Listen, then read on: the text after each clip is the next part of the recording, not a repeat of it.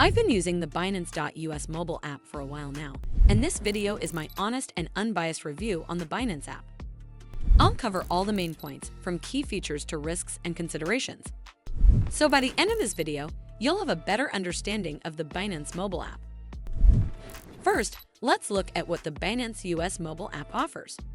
The app promotes itself as a comprehensive platform for cryptocurrency trading, providing features like real-time market data, advanced charting tools, and the ability to buy, sell, and trade over 130 cryptocurrencies, including Bitcoin and Ethereum. It also offers staking rewards, allowing users to earn returns on certain crypto holdings. Additionally, the app supports recurring purchases, enabling users to automate their crypto investments. But is it truly reliable? Let's take a look at its performance.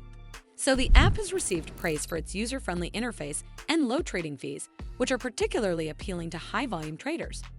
However, some users have reported issues with customer service and difficulties withdrawing funds. It's also worth noting that Binance.us is not available in all US states, including Hawaii, Idaho, New York, Texas, and Vermont.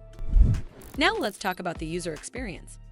The Binance mobile app is available for both iOS and Android devices, ensuring accessibility for a wide range of users. The interface is designed to be intuitive, with easy access to account information, trading pairs, and market trends. The app also offers security features like biometric login options, helping users safeguard their accounts.